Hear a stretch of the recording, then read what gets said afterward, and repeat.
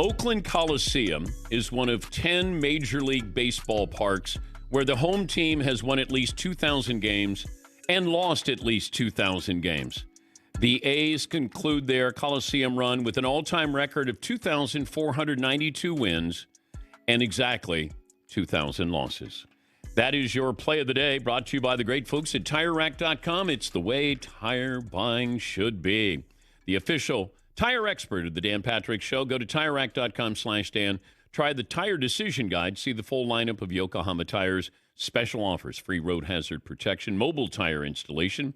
TireRack.com, the way tire buying should be. We'll have more on the Oakland A's exit from Oakland.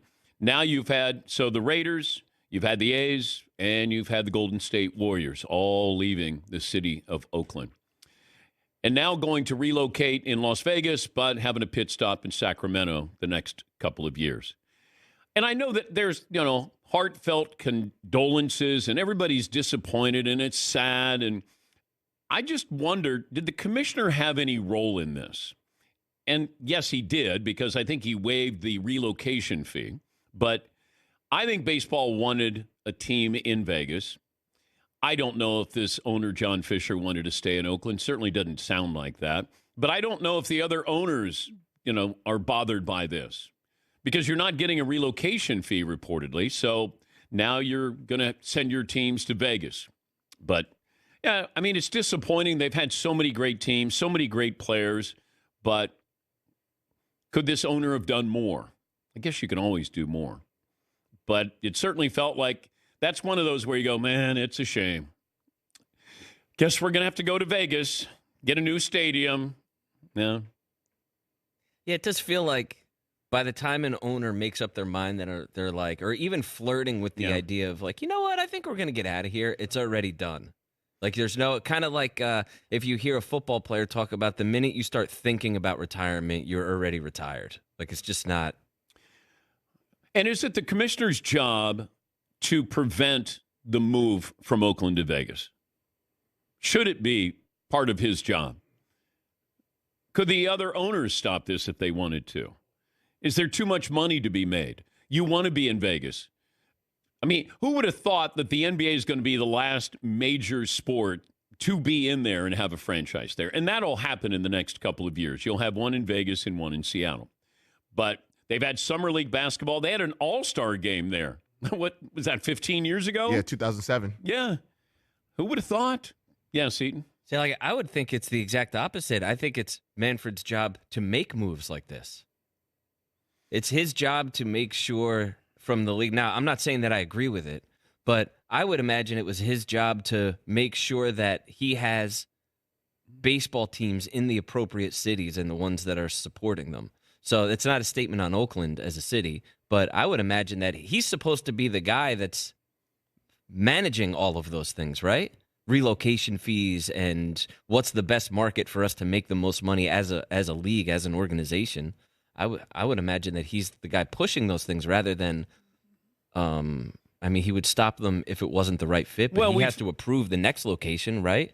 Yes. And do I think it's the smart business move? Yeah, I do. I understand it. But you've had, expansion franchises in some of the other sports that go in there. Now, the Raiders leaving Oakland, but, you have the Las Vegas Aces that went in there. You have the Golden Knights. They were an expansion franchise as well in the NHL. And you're going to have an expansion franchise in the NBA as well. I don't think you're going to get a relocation project there in Vegas. But, yeah, I was just wondering about how much of a job is it that the commissioner stops a situation like this? It feels like he encouraged a situation. If you're going to waive the relocation fee, I'm guessing that's a couple of $100 million here, right? Yes, Eden. Well, it feels like besides TV rights, gambling, whether it's like actual gambling or fantasy sports, is what's keeping so many of these things alive, right? Or afloat. They're the main business drivers behind all different leagues, right? So it would make sense that Vegas would be an attractive destination for every league. Well, baseball wants to get into the gambling part of this, whether they admit to it or not. You want fantasy. You want You got the NFL. That's your model. That's your financial model. Now everybody's trying to tap into that. How do we get that money? How do people play fantasy with baseball, get back into it as far as betting on games? I mean, that's what you want. That's where you're getting even more revenue here. Yes, Marvin. Going back to Vegas, how do you build a fan base in Las Vegas since it's so tourist heavy? How do you build a fan base, especially with 81 home games?